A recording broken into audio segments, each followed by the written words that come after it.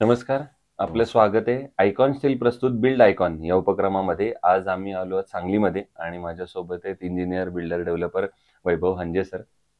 त्यांच्याबद्दल सांगायचं म्हणजे ते स्वतः मी जसं म्हटलं तसं बिल्डर, डेव्हलपर स्वतः आहेतच. अनेक रेसिडेन्शियल प्रोजेक्ट्स त्यांचे आहेत. प्लस कॉन्ट्रॅक्टिंगसाठी सुद्धा त्यांनी अनेक अशा घरांची निर्मिती केलेली आहे. सो जसं प्रत्येक मध्यमवर्गीयाचं एक घराचं स्वप्न असतं, ते फ्लॅटच्या रूपानं सुद्धा ते पूर्ण करण्याचं काम आपल्या स्वस्तिक कन्स्ट्रक्शनच्या माध्यमातून करतायत. या सगळ्या प्रवासाबद्दल, अनुभवाबद्दल आपण त्यांच्याशी बिल्ड आयकॉन या प्लॅटफॉर्मवर गप्पा मारणार आहोत. गप्पांना आपण इथून सुरुवात करूया. ते म्हणजे तुमचा शैक्षणिक प्रवास कसा होता? म्हणजे अगदी शाळेपासनं, म्हणजे शाळा कुठली होती, कॉलेज कुठलं होतं? या फील्डकडे कसं वळलात? म्हणजे सिव्हिल इंजिनिअरिंगची आवड होती का कोणाची प्रेरणा मिळाली आणि मग तुम्ही या फील्डमध्ये आलात? त्यामुळे तोही प्रवास कसा होता? हे सगळं तुमच्याकडनं ऐकायचं आहे. बेसिकली मी पुणे जिल्ह्यामध्ये राहायला होतो पहिल्यांदा. हं. शाळा माझी वालचंदनगर या गावी, म्हणजे बारामतीपासून एक 30 किलोमीटर अंतरावर एक वालचंदनगर म्हणून गाव होतं. तिथं माझी शाळा झाली. त्याच्यानंतर 10वीला मला 75% पडल्यानंतर आम्ही डिप्लोमाला ॲडमिशन घेण्याचं ठरवलं. त्यावेळेला सुरुवातीला पहिल्यांदा माझा कल होता थोडासा मेकॅनिकलला मिळावा असं म्हणून.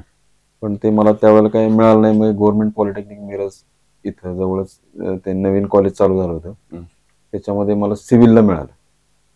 मग सरांनी मला सांगितलं की अरे सेकंड इयरला ते चेंज करता येतं असं तसं सांगून सिव्हिलला मला ऍडमिशन घेतलं.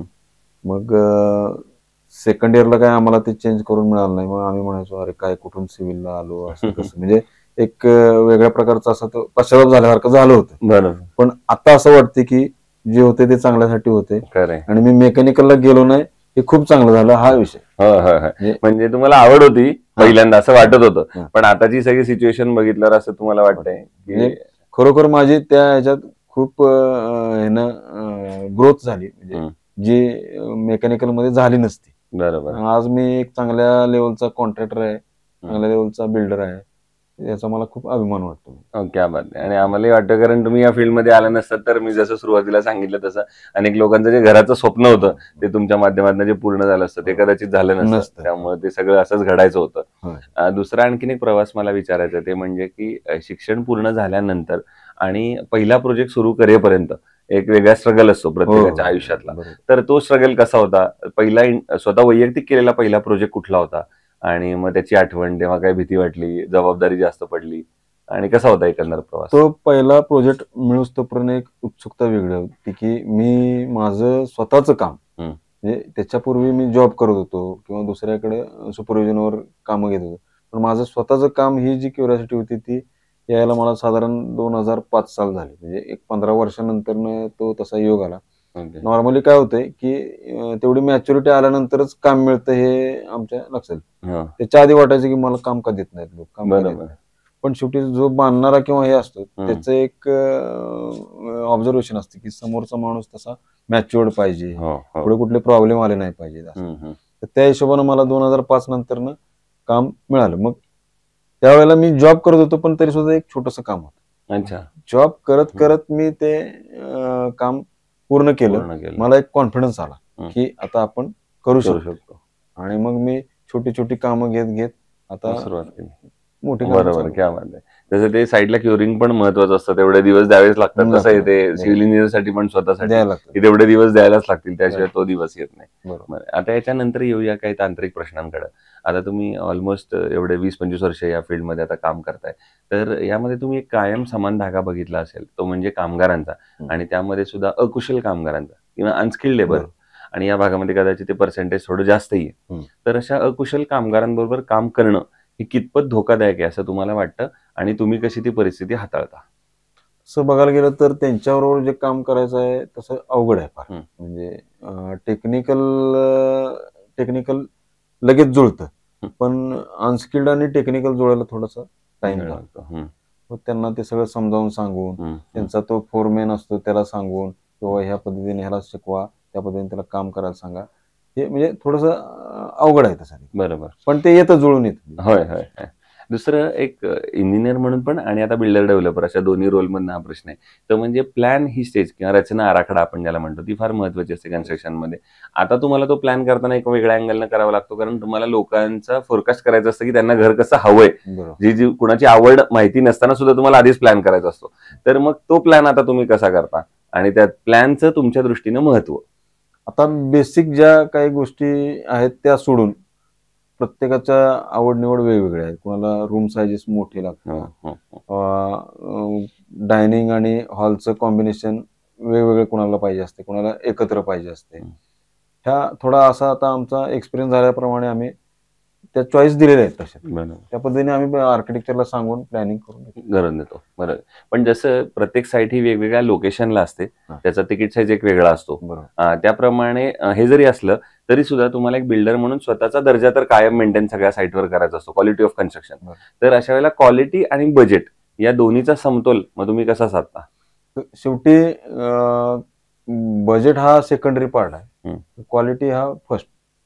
त्याच्यामध्ये समजा जर कुठं मागं पुढे आपल्याला काय एखादं परवडत नसेल किंवा काय, क्वालिटी आम्ही चेंज करत नाही. अच्छा. मग दुसरा आता हा प्रश्न या सगळ्यापेक्षा वेगळा आहे, तो म्हणजे असा आहे की तुम्ही आता मूळचे इथले आहात, बिल्डर डेव्हलपर म्हणून पण काम करताय. तुम्ही ज्याप्रमाणे हे क्षेत्र मागच्या 20-25 वर्षात बघितलंय त्याप्रमाणे तुम्ही सांगली जिल्ह्याचा पण एक प्रवास बघितलाय. तर सांगली जिल्ह्याच्या विकासाचं विजन असं जर एक विचारलं तुम्हाला, तर तुमच्या डोळ्यासमोर कुठले मुद्दे किंवा कुठली क्षेत्र येतात ज्या सेक्टरवर आता काम झालं पाहिजे आणि सांगलीचा सर्वांगीण विकास आपल्याला पुढच्या 10-15 वर्षात करायचा असेल, तर अशी कुठली क्षेत्र आहेत ज्याच्यावर आता काम झालं पाहिजे? आता थोडक्यात सांगायचं झालं तर मागच्या काही वर्षामध्ये आम्ही अपार्टमेंट चा जो कन्सेप्ट आहे तो थोडा जास्त चालत नव्हता. पण आता ह्या 2-4 वर्षामध्ये थोडेसे चेंजेस होऊन ते चाललेले, म्हणजे हा चेंज झाला पाहिजे. प्रत्येकाला बंगला घेणं शक्य होत नाहीये.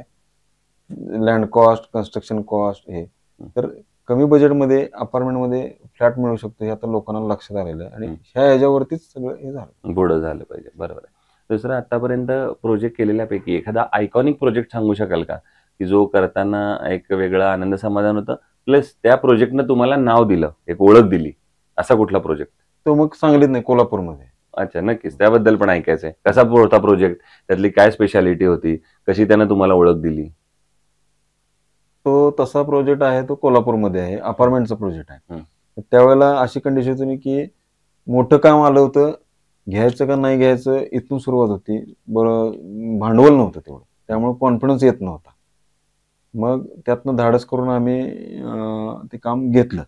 मग एक मित्र पार्टनर घेतला माझ्याबरोबर आणि तो एक मोठा प्रोजेक्ट आम्ही हे केला आणि त्या प्रोजेक्टमुळं नाव असं झालं की एक एक काम लागोपाठ मिळत गेली. बरोबर आहे. आणि असा एखादा प्रोजेक्ट जो करताना काहीतरी आव्हान आलंय, अडचणी आल्यात, प्रॉब्लेम्स आलेत आणि त्या आव्हानावर तुम्ही कशी मात केलीत, असा एखादा प्रसंग आठवतोय का? तो कोविडच्या ह्याच्यातलाच एक प्रसंग आहे तसा, की एक काम अर्जंट आम्हाला सगळं करायचं होतं, पण त्या कोविडच्या सिच्युएशन मध्ये लेबर लोक सगळे निघून गेले होते किंवा आउटसाईडला कुठेतरी होते, त्यामुळे आम्हाला खूप प्रॉब्लेम येत होता लेबरचा. त्या कंडिशन मध्ये आम्ही लेबर कॅम्प एक तयार केला होता, तिथं त्यांना राहायला हे करून तसं ते काम आम्ही कम्प्लीट केलं, पूर्ण केलं. बरोबर. दुसरं, कन्स्ट्रक्शन मध्ये जेव्हा स्टील निवडायची वेळ येते तेव्हा साधारणपणे तुम्ही काय पॅरामीटर्स बघता आणि मग ठरवता की हे स्टील चांगलं आहे, हे वापरलं पाहिजे? एक तर पहिलं ते FE500 हा त्याचा हे जो आहे त्याप्रमाणे आम्ही पहिले हे बघतो. त्याच्यानंतर क्वालिटी किंवा त्याचे टेस्ट रिपोर्ट जे असतात, आम्ही एखादा त्याचं टेस्टिंग पण लॅबमध्ये बघून टेस्टिंग घेऊन मगच आम्ही त्याच्या मागे करतो की बाबा हे स्टील चांगलं आहे, वापरायला काय हरकत नाही. दुसरं, आयकॉन स्टील तुम्ही कधी आजवरच्या कुठल्या प्रोजेक्टवर वापरलंय का? आता माझे जेवढे प्रोजेक्ट चालू आहेत तिकडे सगळे आयकॉनच चालू. क्या बात आहे. आणि मग तुमच्या प्रॉडक्ट बद्दल, आयकॉनच्या किंवा सर्व्हिस बद्दल तुमच्याकडनं ऐकायचंय, कसा आहे फीडबॅक तुमचा? सर्व्हिस म्हटलं तर आम्ही ज्या यांना ऑर्डर देतो, सप्लायर जे आहेत, डीलर, त्यांना ऑर्डर दिल्यानंतर आम्हाला त्यांनी सांगताना सांगते की आज गाडी निघणार, उद्या संध्याकाळी येईल किंवा त्याच्या नेक्स्ट डे, परवा दिवशी मिळेल, पण डिलिव्हरी आम्हाला करेक्ट टायमिंगला मिळते. परत जे पाठवलेलं वजन आणि इथे चेक केलं त्याच्यामध्ये काही चेंजेस, काही फरक पडत नाही. आणि आता शेवटचा प्रश्न म्हणजे या क्षेत्रात जे तुमच्यासारखे जसे यंग इंजिनियर येत आहेत, यांचं पहिलं पाऊल आहे आणि ज्यांना भविष्यात तुमच्यासारखीच वाटचाल करायची बिल्डर डेव्हलपर म्हणून, कॉन्ट्रॅक्टर म्हणून, तर त्यांना एक सल्ला सिनियर म्हणून काय द्याल, इतक्या वर्षाचा अनुभव म्हणून काय त्यांना यशाचा फॉर्म्युला सांगाल? सल्ला द्यायचा जर झाला तर जे सिव्हिल इंजिनियर झालेले आहेत आता किंवा आता शेवटच्या एज्युकेशनच्या शेवटच्या ह्याच्यात असतील तर सगळ्या लाईन चांगल्या असतात, म्हणजे मेकॅनिकल, पण सिव्हिल लाईन ही खूप चांगली आहे आणि प्रत्येक ह्याच्यात नवीन आहे आणि वेगळं आहे आणि इंटरेस्टिंग लाईन आहे ही तशी बघायला गेली तर. आणि सुरुवातीला फक्त अगोदर सगळं नॉलेज आपण घ्यायचं. एकदा सगळं नॉलेज आलं की ऑटोमॅटिक पैसे आपल्याकडे येतात. वा. सो हे होते इंजिनियर बिल्डर डेव्हलपर वैभव हांजे सर, आणि त्यांनी जसं सांगितलं तसं तुमच्याकडे नॉलेज आधी असेल, म्हणजे जसं एखाद्या कन्स्ट्रक्शन मध्ये पाया हा सगळा बेस आहे त्या बिल्डिंगचा, तर तो जर पक्का असेल तर बिल्डिंग तुम्ही उभी राहू शकता. तसं नॉलेज हा खरं सगळ्याचा बेस आहे. तो जर एकदा तुमचा पक्का असेल तर तुम्ही सिव्हिल इंजिनिअरिंगच्या पण ज्या अनेक स्ट्रीम आहेत त्याच्यामध्ये अतिशय उत्तमरित्या काम करू शकता. पुन्हा एकदा आपले मनापासून आभार, आणि भविष्यात सुद्धा अशाच आयकॉनिक प्रोजेक्टची निर्मिती आपल्या हातून व्हावी याच आयकॉन स्टील तर्फे मनपूर्वक शुभेच्छा.